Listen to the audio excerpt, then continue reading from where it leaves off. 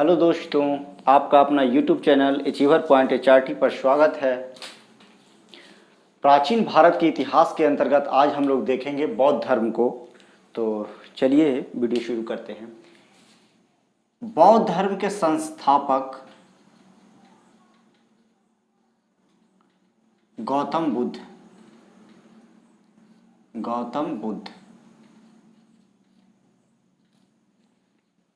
अब गौतम बुद्ध से रिलेटेड कुछ हम लोग बातें जानेंगे। उनका जन्म जो है 563 ईसा पूर्व हुआ था। 563 ईसा पूर्व हुआ था। और कहाँ हुआ था इनका जन्म जी? जन्म स्थान तो एक जगह है कपिलवस्तु। ये कपिलवस्तु कहाँ है? तो ये नेपाल में है। एक जगह है नेपाल में, लुम्बिनी, नेपाल। इनके पिता का नाम था शुद्धोधन। माता का नाम क्या था? महामाया। इनके माता का नाम था महामाया देवी। पत्नी का नाम था यशोधरा। और पुत्र का नाम था राहुल। ये कुछ इंपॉर्टेंट हैं, ये हमेशा पूछते हैं परीक्षा में। परीक्षा की दृष्टि से अच्छा है। इनकी माता का नाम पूछ देगा, इनकी पत्नी का नाम पूछ देगा, तो इस हिसाब से इसको याद रखना चाहिए। बचपन का नाम इनका सिद्धार्थ था। ये भी कई बार पूछा गया क्वेश्चन है कि महात्मा बुद्ध के बचपन का नाम क्या है? सिद्धार्थ था। एक चीज़ और यहाँ से प्रश्न बनता है, जो इनके ये पिता जो थे शाक्य कुल के थे। बहुत बार प्रश्न बनता है कि गौतम बुद्ध जो थे किस कुल में पैदा हुए थे? तो ये शाक्य कुल में पैदा हुए थे। याद हम लोग रखेंगे। अब इतना हम लोग जाने, इनको लाइट ऑफ एशिया के नाम से भी जाना जाता है। लाइट ऑफ एशिया, इनको क्या बोला जाता है? Light of Asia. Light of Asia. बहुत बार प्रश्न बनता है कि लाइट ऑफ एशिया किन्हें कहा जाता है? तो यही गौतम बुद्ध को कहा जाता है, लाइट ऑफ एशिया। अब जो है हम लोग देखेंगे कि जब ये इनका प्रारंभिक जानकारी जान लिए हम लोग। जन्म हुआ इतना में, इनका जन्म स्थान का पिताजी का नाम शुद्धोधन था, जो शाक्य कुल में पैदा हुए। माता का नाम महामाया देवी, पत्नी यशोधरा और पुत्र का नाम राहुल। इनके बचपन का नाम सिद्धार्थ था। अब हम लोग देखेंगे, आगे देखेंगे तो देखेंगे कि इनका जो है ये गृह त्याग, ये क्या करते हैं कि 29 वर्ष की अवस्था में, कितने वर्ष की अवस्था में?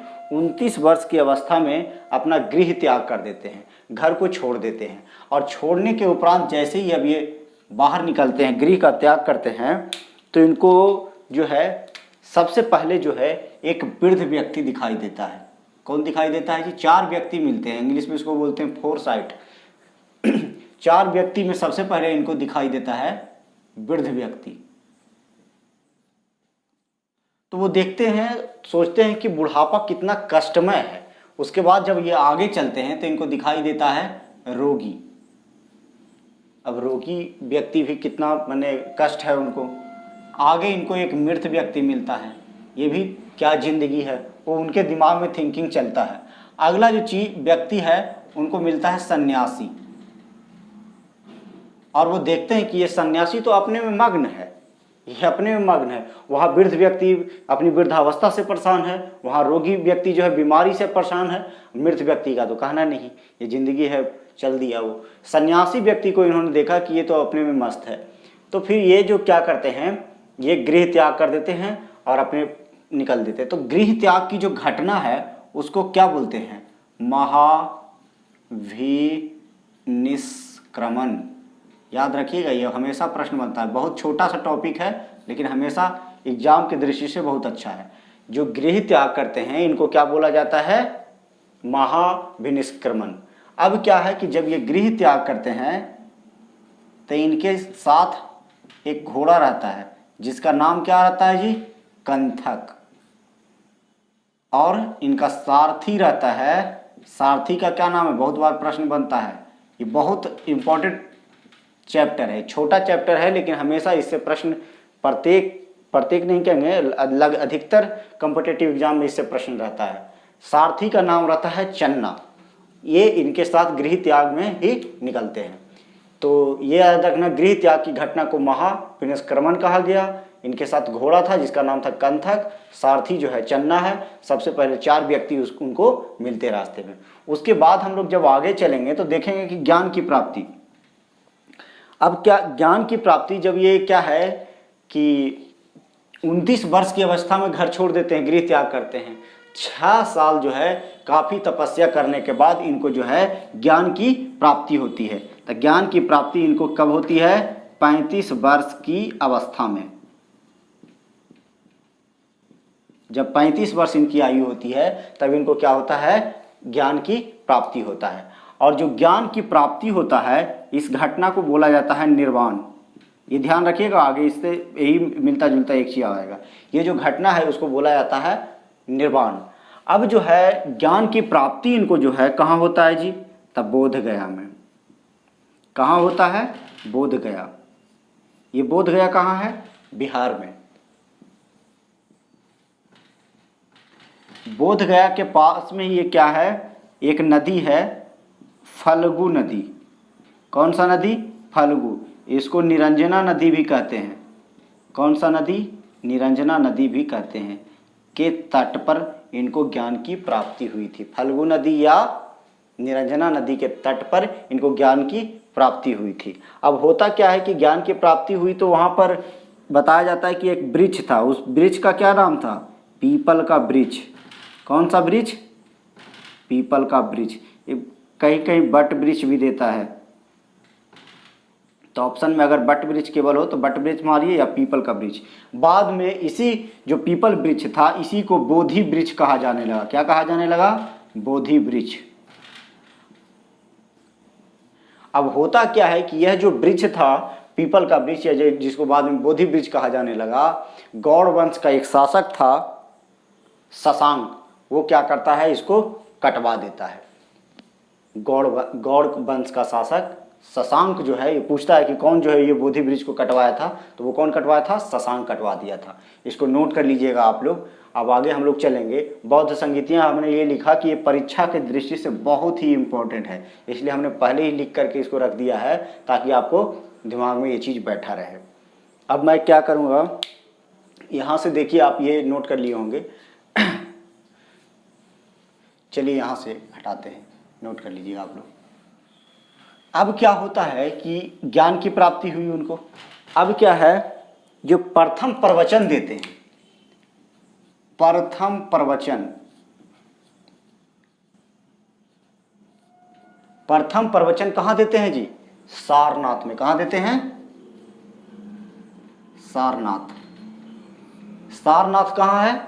तो सारनाथ जो है यूपी में है। सारनाथ कहाँ है? यूपी में है। और ये जो है प्रथम जो प्रवचन था इसको कहा जाता है धर्म चक्र प्रवर्तनम। धर्म चक्र परिवर्तन। धर्म चक्र परिवर्तन।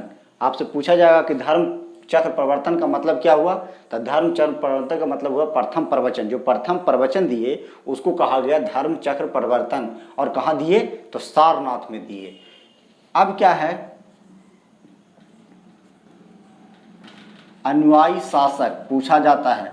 शासक बोले तो वहाँ जब जो राज्य कर रहे थे उस क्षेत्र में, तो बहुत सारे शासक थे जो बौद्ध धर्म को अपना लिए थे। उनमें से प्रसेनजीत, बिंबिसार,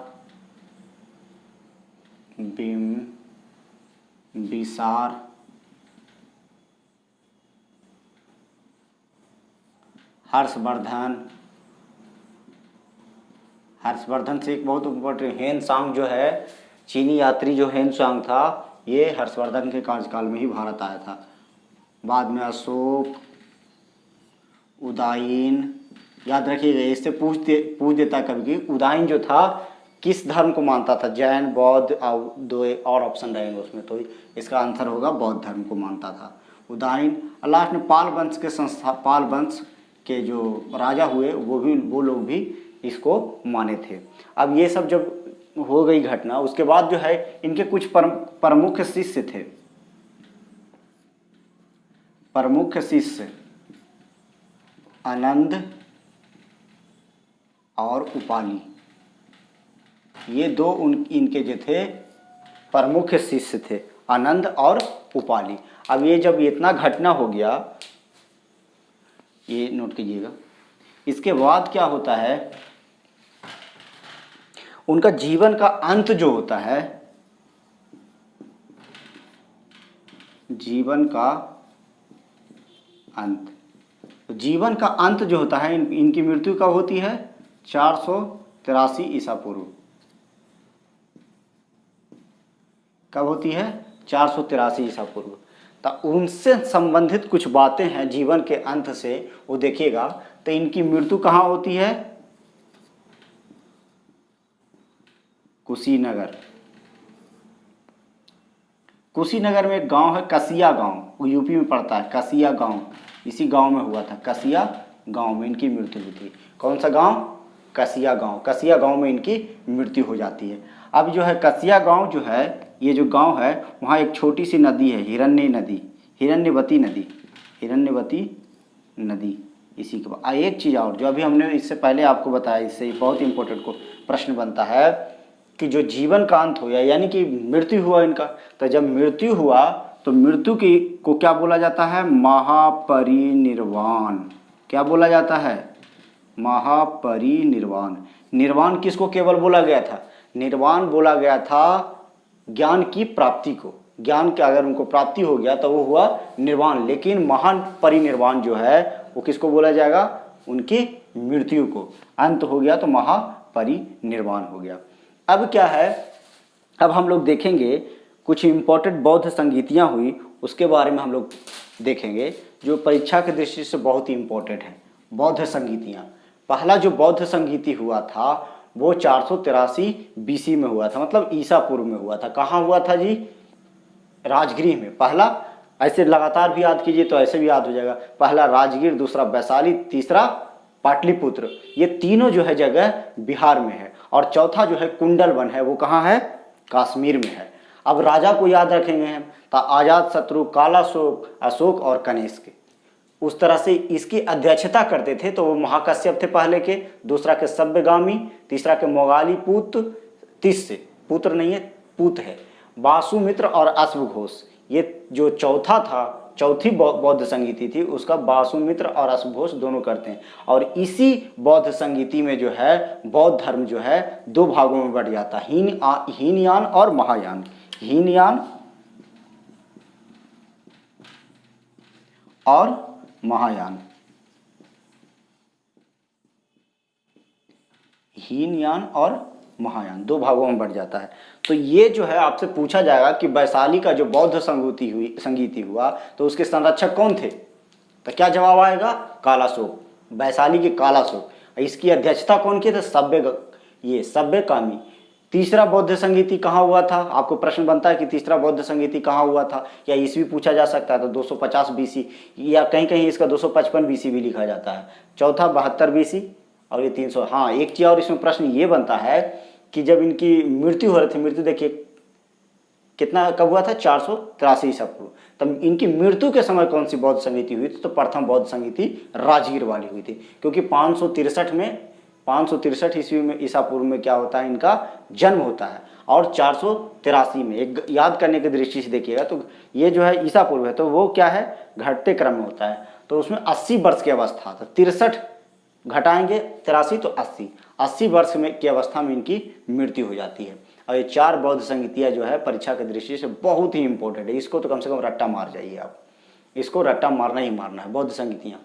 उसके बाद 2-3 चीज़ और रहती है, क्या है कि इनके ग्रंथ को क्या कहा जाता था, पिटक कहा जाता था। इनके ग्रंथ को क्या कहा जाता था, पिटक। इनका जो ग्रंथ होता था, जैसे हम बहुत सारे ग्रंथ होते हैं तो ग्रंथ का नाम होता है, तो ये इनका जो ग्रंथ होता है उसको पिटक कहा जाता है। क्या कहा जाता है, पिटक। और कितने पिटक हैं, 3 पिटक हैं, इसलिए त्रिपिटक बोला जाता है। तो आपसे प्रश्न पूछा जाएगा कि त्रिपिटक जो है किससे संबंधित है? तो त्रिपिटक जो है किससे संबंधित है? बौद्ध धर्म से संबंधित है। अब ये क्या है? 1 2 3, कितने पिटक है? 3। अब जो है पहला जो है सूत पिटक, विनय पिटक और अभिधम्य पिटक, 3 पिटक हो गए। अभिधम्य पिटक 3 पिटक हो गए। अब तीनों पिटक में इसमें क्या है, बुद्ध का जो है जितना भी उपदेश दिए हैं, ये उपदेश है, बुद्ध का उपदेश, उपदेशों को रखा गया। बुद्ध के उपदेश, बुद्ध का उपदेश, आप सुधार के लिए बुद्ध के उपदेश। विनय पिटक में क्या है कि इसमें जो है बौद्ध धर्म में संघ हुआ करता था, संघ के नियम है, संघ के नियम, संघ के नियम। और तीसरा जो पिटक है इसमें जो है बुद्ध के दर्शन को दर्शाया गया है, ये 3 पिटक में। और ये 3 पिटक जो है, ये पिटक जो ग्रंथ है इसका किस भाषा में लिखा गया है? तो पाली भाषा में। कौन से भाषा में है? ये भी प्रश्न बनता है कि कौन से भाषा में है? तो पाली भाषा। किस भाषा में? पाली भाषा में। अब ये है, अब एक शब्द आता है, आप लोग हमेशा सुने होंगे, त्रिरत्न क्या है? या त्रिरत्न जो है किससे संबंधित है? त्रिरत्न जो है किससे संबंधित है? तो त्रिरत्न जो है बौद्ध धर्म से संबंधित है। त्रिरत्न,